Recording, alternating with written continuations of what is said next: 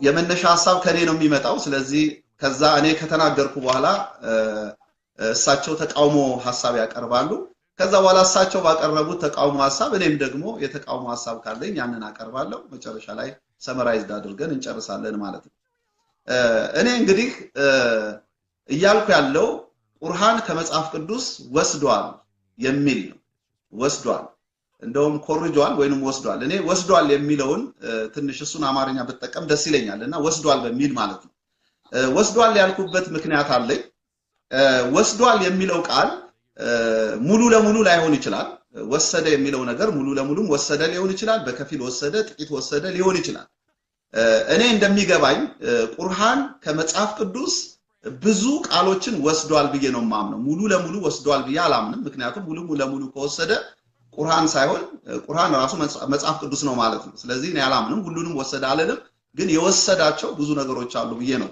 ዛሬ ምከራከረውና በዚህ በመረጃ እነዚህ ነገሮች ለማቅረብ እሞክራለሁ ማለት ነው በመጀመሪያ ይሄን ከመናገሬ በፊት መጽሐፍ ቅዱስ ነው መጀመሪያ ወይንስ ቁርአን ነው መጀመሪያ የሚለውን በቁርአን ዙሪያና በመጽሐፍ ቅዱስ ዙሪያ አይደለም የምናወራው ግን ወሰደ የሚለውን ነገር እንዲያብራራልኝ ብዬ ነው መጀመሪያ ቁርአን ነው ወይንስ መጽሐፍ ቅዱስ የሚለውን ልናገር ያሰብኩትና ስለዚህ መጽሐፍ ቅዱስ መጀመሪያ ከሆነ እንግዲህ መጀመሪያ ያለው ኋላ ካለው ሊወስድ አይችልም ኋላ ያለው ከመጀመሪያው ነው የሚወስደው የሚለውን ለማብራራት እንጂ ከታይትሌ ለመውጣት አይደለም ስለዚህ መጽሐፍ ቅዱስ ነው መጀመሪያ ወይንስ ቁርአን ነው መጀመሪያ ለሚለው የኔ ያለኝ ኢንፎርሜሽን ያለኝ መረዳት መጽሐፌንም ሳነበው ቁርአንንም ሳነብ የሚነግረኝ መጽሐፍ ቅዱስ መጀመሪያ እንደሆነ ነው የማየው ስለዚህ አንድ ቃል ላንብብ ማለት ከቁርአን ላይ ነው ማነበው ደስ የሚለው ቁርአንን ሳነብ ብዙ የመጽሐፍ ቅዱስን ቃል ስላነበው ለኔ ኢንተረስቲንግ ነበር ምክንያቱም የማላቀውን ነገር አልነበረም በአብዛኛው ማነበውና አንዳንድ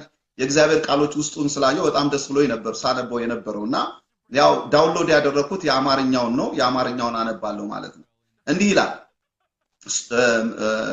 ቁርአን ወይንም ያው ቁርአን በተለያየ ስም የተጠራ ነው ምዕራፎቹ ራሳቸው ስም አላቸው እኔ ግን ቁርአን ብዬ ብጠራው አይ ቲንክ ከኔ ጋር ተስማማላችሁ ብዬ አስባለሁ ቁርአን ልበለው ቁርአን 3:84 ወይንም ሱራ የሚለው ነው በኢሳቅ በያዕቆብ በነገዶችም ላይ በተወረደው ለሙሳ ለኢሳ ለነቢያት ሁሉ ከጌታችን በተሰጠው አመንን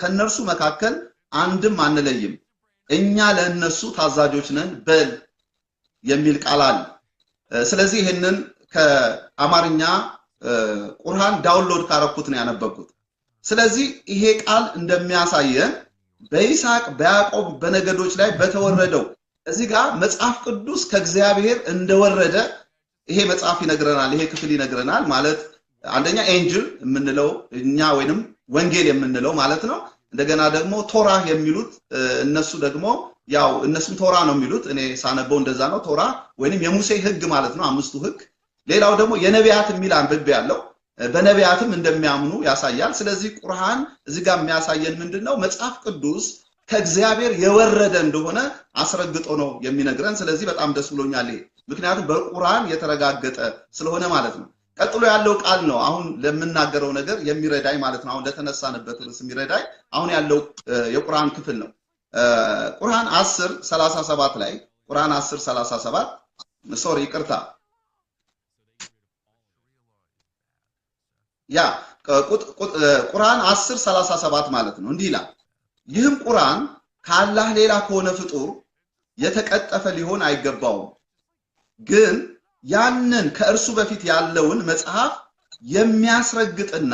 የሚያስረግጥና በመጽሐፍ ውስጥ ያለውን የሚዘረዝር በእርሱ ጥርጣሬ የሌለበት ሲሆን ከዓለማት ጌታ የወረደ ነው ይላል ስለዚህ ይሄ ቁርአን የወረደበት ዋናው ምክንያት እዚህ ጋር የሚነግረን መጽሐፍ ቅዱስን ለማረጋገጥ ነው ይላል እንግዲህ እኔ እንደሚገባኝ ማረጋገጥ ማለት አሁን እኔ የሆነ ነገር ባስብ ያ ነገር አረጋገጠልኝ ማለት ያንተ ልክ ነው ያስከው ነገር ትክክል ነው ማለት ነው እኔ ማስረገጥ ብዬ የምለውና የሚያስረግጥ ነው ብሎ ይነግረኛል ስለዚህ የሚያስረግጥ ነው ኦኬ ቁርአን መጽሐፍ ቅዱስ የእግዚአብሔር ቃል እንደሆነ የሚያስረግጥ ነው የሚያስረግጥ መሆኑ ከላይ ያነበብኩትን ቃል ያሳየናል በኋላ ደግሞ እንደሚያስረግጥም ለመናገር ሞክራለሁ የሚዘረዝርም ነው ይላል እንግዲህ የሚዘረዝር ነው ካለ ቁርአን ውስጥ ያሉ ቃሎች መጽሐፍ ቅዱስን የሚዘረዝሩ ናቸው ማለት ነው በኋላ እሱን አንዳንድ ጥቅሶችን እሰጣቸዋለሁ በኋላ እሳቸውም የተቃውሞ ሐሳብ መስጠት ይችላሉ ካነበብኩት ነው አሁን ይሄንን ምነግራችሁ ማለት ነው ከቁርአን ሐሳብ ውስጥ አውጥቼ ነው ይሄንን ምነግራችሁ ስለዚህ ከዚህ የምንረዳው እንግዲህ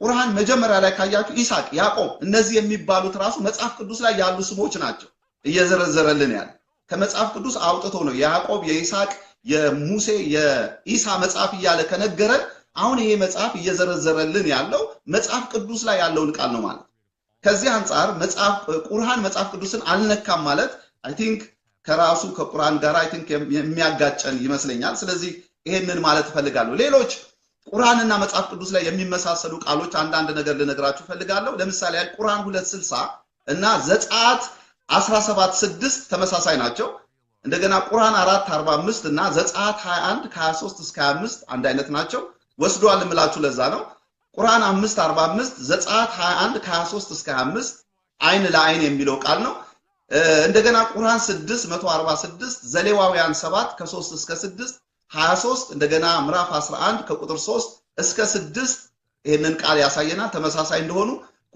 ምዕራፍ 7 ቁርአን ምዕራፍ 7 ቁጥር 40 ማቴዎስ 14:24 ማርቆስ 10:25 ሉቃስ 18:25 ይሄ ደግሞ ግመል በመርፌ ቀዳዳ ብትገባ ይቀላታል የሚለው ቃል ነው እንደገና ቁርአን 2:7 ኢሳይያስ 6:9 እስከ 10 ማርቆስ 8 ከ17 እስከ 18 ቁርአን 8 ከ17 እስከ 18 ሐዋርያት 28 ከ26 እስከ 27 ቁርአን 21 105 መዝሙር 25 ከቁጥር 12 እስከ 13 37 ምዕራፍ 37 ቁጥር 11 የመጨረሻው ቁርአን 22 ቁጥር 47 ወይንም ምዕራፍ 7 ቁጥር 4 እስከ 7 ሁለተኛ ጴጥሮስ 3 ከ8 እስከ 9 እነዚህ ቃሎች ሁሉ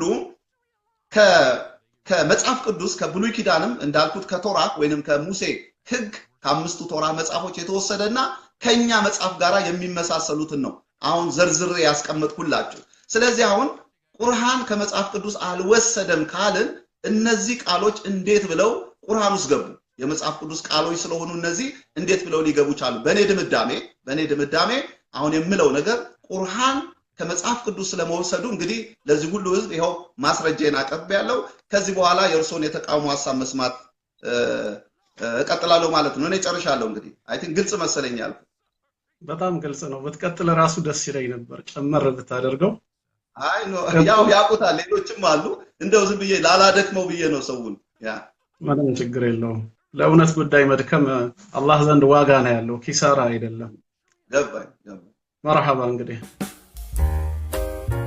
ቢስሚላሂ الرحمن الرحيم በአላህ ስም እጅግ በጣም ሩህሩህ እጅግ በጣም አዛኝ በሆነው እርጉምና ከአላህ እዝነት ከተባረረው ሸይጣን በአላህ እንጠበቃለን ወደ ርዕሳችን ቀጥታ ስገባ ቅዱስ ቁርአን ከመጽሐፍ ቅዱስ ምንም የቀዳው የወሰደው የኮረጀው ነገር የለም ነው እንደውም ከዚህ በፊት በአንድ ኮሜንት ላይ አንተ እንደሰጠኸው 70% የሚሆነው የመጽሐፍ ቅዱስ ሐሳብ የቅዱስ ቁርአን ሐሳብ ከመጽሐፍ ቅዱስ የተወሰደ ነው ብለሃል እኔ ደግሞ የምልህ አይደለም 70% 1% የሚሆን ከመጽሐፍ ቅዱስ ውስጥ የተወሰደ ነገር የለም እንደ ማስረጃ ብለህ ያቀረብካቸውን አንቀጾች መለስ ብለህ ካያሃቸው ከርዕሳችን ጋር የሚገናኙ አይደሉም በሱራ 384 ላይ አንቀጹ የሚናገረው በነቢያት ማመን እንዳለብን እንዲሁም ለነቢያት በተሰጠው ራእይ መለኮታዊ መጽሐፍት ማመን እንደሚጠበቅብን የሚናገር አንቀጽ ነው ውይይታችን ቅዱስ ቁርአን ከመጽሐፍ ቅዱስ ወስዷል ወይስ አልወሰደም ነው እንጂ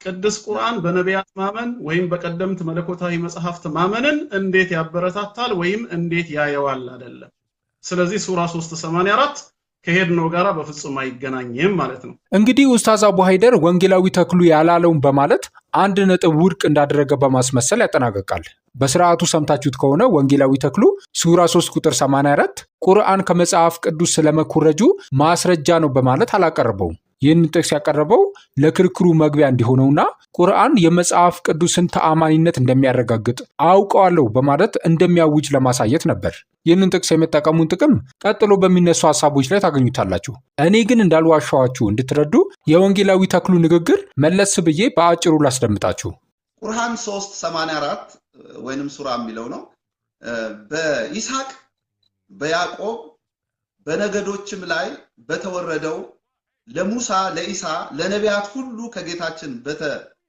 በተሰጠው አመንን ከእነርሱ መካከል አንድም አንለይም እኛ ለእነሱ ታዛዦች ነን በል የሚል ቃል አለ። ስለዚህ ይሄንን ከአማርኛ ቁርአን ዳውንሎድ ካረኩት ነው ያነበብኩት። ስለዚህ ይሄ ቃል እንደሚያሳየን በይስሐቅ በያዕቆብ በነገዶች ላይ በተወረደው እዚህ ጋር መጽሐፍ ቅዱስ ከእግዚአብሔር እንደወረደ ይሄ መጽሐፍ ይነግረናል። ይሄ ክፍል ይነግረናል ማለት አንደኛ ኤንጅል የምንለው እኛ ወይንም ወንጌል የምንለው ማለት ነው። እንደገና ደግሞ ቶራ የሚሉት እነሱ ደግሞ ያው እነሱም ቶራ ነው የሚሉት፣ እኔ ሳነበው እንደዛ ነው። ቶራ ወይንም የሙሴ ህግ ማለት ነው፣ 5ቱ ህግ። ሌላው ደግሞ የነቢያት የሚል አንብቤ ያለው በነቢያትም እንደሚያምኑ ያሳያል። ስለዚህ ቁርአን እዚህ ጋር የሚያሳየን ምንድነው? መጽሐፍ ቅዱስ ከእግዚአብሔር የወረደ እንደሆነ አስረግጦ ነው የሚነግረን። ስለዚህ በጣም ደስ ብሎኛል ይሄ፣ ምክንያቱም በቁርአን የተረጋገጠ ስለሆነ ማለት ነው። ቀጥሎ ያለው ቃል ነው አሁን ለምናገረው ነገር የሚረዳኝ ማለት ነው። አሁን ለተነሳንበት ርዕስ የሚረዳኝ አሁን ያለው የቁርአን ክፍል ነው። ቀጥሎ ያለው ቃል ነው አሁን ለምናገረው ነገር የሚረዳኝ ማለት ነው። አሁን ለተነሳንበት ርዕስ የሚረዳኝ አሁን ያለው የቁርአን ክፍል ነው። እንደሰማችሁት ለተነሳንበት ሐሳብ የሚረዱኝ ከዚህ በኋላ የማነሳቸው ጥቅሶች ናቸው በማለት በአግባቡ ለሚሰማ ሰው ግልጽ በሆነ መንገድ ተናግሯል። ነገር ግን አቡ ሃይደር የሚሰማው በተቃራኒው ነው። እንቀጥል። ሱራ 10:74 ላይም እንደዚሁ ማን ነው 10:37 ላይ አስረጋጭ ሳይሆን አረጋጋጭ የሚለው ወርድ ላይ ፎከስ አድርገህም የሰጠኸው ሐሳብ ከመጀመሪያው አይለይም። ይህ ቁርአን ከአላህ ሌላ ከሆነ ፍጡር የተቀጠፈ ሊሆን አይገባውም ብሎ ራሱ አንቀጹ ሲጀምር ከመጽሐፍ ቅዱስ የወጣ ሳይሆን ከየት የመጣ መሆኑን ይናገራል። ከጌታ አላህ ዘንድ ነው። ከሱ ውጪ የማንም ሊሆን አይገባውም ማለት ይልቁኑ አለቀጠለና የተቀጠፈ ከመሆን ይልቅ ከሱ በፊት ያሉትን ቀደምት መለኮታዊ መጽሐፍት የሚያረጋግጥና በውስጣቸው ያለውንም የሚዘረዝር ነው ያለው። የሚዘረዝረው ማን ነው? ቁርአን ነው። እየወሰደ አይደለም። ከመጽሐፍ ቅዱስማ ወስዶ ከሆነ ዘረዘረ አይባልም። ያንኑ ኮፒ ግልባጩን ነው ያመጣው ነው። ይህ ቁርአን ከአላህ ሌላ ከሆነ ፍጡር የተቀጠፈ አይደለም ማለቱ ብቻ ከመጽሐፍ ቅዱስ ላለመወሰዱና ከአላህ ለመሆኑ ማረጋገጫ ነው እያለን ነው። እስኪ መሬት ላይ ያለውን እውነታ አንዘንጋውና ትኩረት እንስጠው። የትኛው ሌባ ነው ሰርቆ ያመጣውን ነገር ሰርቄ ያመጣሁት እንጂ በሌላ ያገኘሁት አይደለም በማለት እውነቱን የሚናገረው? የለም። መርማሪ ፖሊስ እስካልደረሰበት ድረስ በላው ያገኘው እንደሆነ ማመን ግዴታችን ሊሆን ይችላል። ሲጀመርም ይህ ጥቅስ የተጻፈው ቁርአን የተሰረቁ ሐሳቦች ስብስብ ነው የሚል ክስ ስለቀረበበት ነው።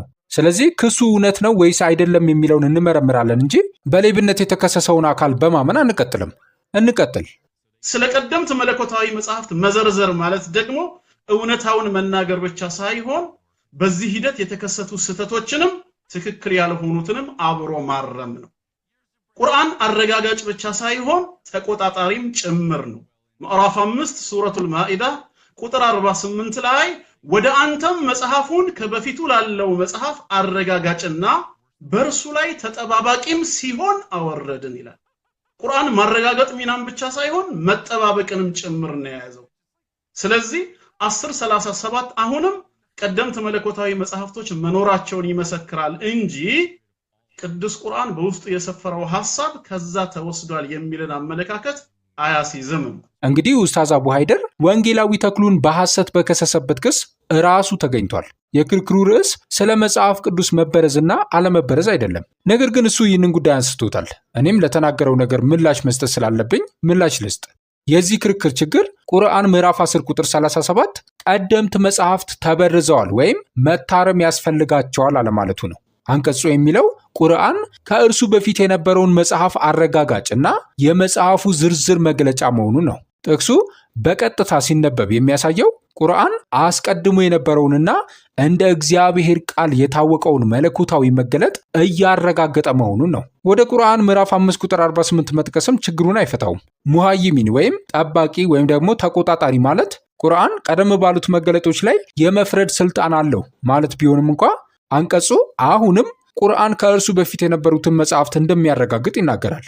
አንድ መጽሐፍ የጠፋን ሊለይ በማይችል መልኩ የተበረዘን ወይም በታመነ መልኩ የሌለን መገለጥ ሊያረጋግጥ አይችልም። በሰባተኛው ክፍለ ዘመን የነበሩት ተውራትና ኢንጂል በከፍተኛ ሁኔታ ተበርዘው ቢሆን ኖሮ ቁርአን የትኞቹ ክፍሎች ታማኝ ሆነው እንደቀሩና የትኞቹ እንደተበረዙ በግልጽ ይናገር ነበር። ይልቁንም ግን በተደጋጋሚ ስለ ቀደምት መጽሐፍት በአዎንታዊ መልኩ ይናገራል። አላህ ተውራትንና ኢንጂልን እንዳወረደ፣ በእነርሱም ውስጥ መመሪያና ብርሃን እንዳለ፣ የኢንጂል ሰዎች አላህ በእርሱ ውስጥ ባወረደው ሕግ እንዲፈርዱ እና መሐመድ ስለ መልእክቱ ጥርጣሬ ካደረበት ቀደምት መጽሐፍትን የሚያነቡትን እንዲጠይቅ ይገልጻል። እነዚህ ጥቅሶች ትርጉም የሚሰጡት እነዚያ መጽሐፍት የሚገኙና በቂ እምነት የሚጣልባቸው ከሆኑ ብቻ ነው። በተጨማሪም የታሪክ ማስረጃዎች ሌላ ችግር ይፈጥራሉ። ዛሬ ያሉት የአዲስ ኪዳን እና አብዛኛው የብሉይ ኪዳን የእጅ ጽሑፎች ከመሐመድ በፊት በመቶዎች የሚቆጠሩ ዓመታት ያስቆጠሩ ናቸው። እነዚህ የእጅ ጽሑፎች ዛሬ ጥቅም ላይ ከሚውለው የመጽሐፍ ቅዱስ ጽሑፍ ጋር ሲነጻጸሩ ይዘታቸው በመሰረቱ ተመሳሳይ ነው። ከመሐመድ ዘመን በፊት ከቁርአን ትምህርት ጋር የሚስማማና የክርስቲያኖች ኢንጂል ቀድሞ ተበርዞ ሳለ የነበረ ሌላ እውነተኛ ኢንጂል እንደነበረ የሚያሳይ ምንም ማስረጃ የለም። ስለዚህ ጉዳዩ ቁርአን ጠባቂ ነኝ ማለቱ አይደለም። ጉዳዩ ቁርአን በተደጋጋሚ ወደ ቀደምት መጽሐፍት ስልጣን እየተማጸነ ነገር ግን እነዚያ መጽሐፍት በጽሑፍ ስለመበረዛቸው ምንም ማስረጃ አለማቅረቡ ነው። ቁርአን በመሐመድ ዘመን የታወቁትን ተውራትና ኢንጂል እያረጋገጠ ከሆነ በቁርአን የይገባኛል ጥያቄዎችና በቁርአንና በመጽሐፍ ቅዱስ መካከል ባለው ልዩነት መካከል ከፍተኛ ግጭት ይፈጥራል። በሌላ በኩል ደግሞ እነዚያ መጽሐፍት ቀድሞውኑ ተበርዘው ከነበረ ቁርአን እነሱን እንደ ማረጋገጫ በተደጋጋሚ መጥቀሱ ለማብራራት አስቸጋሪ ይሆናል። በቀጣይ ቪዲዮ የምንቀጥል ይሆናል። ዛሬ በሰማችሁት ላይ ግን አስተያየታችሁን ማስፈራት ዘንጉ። አመሰግናለሁ።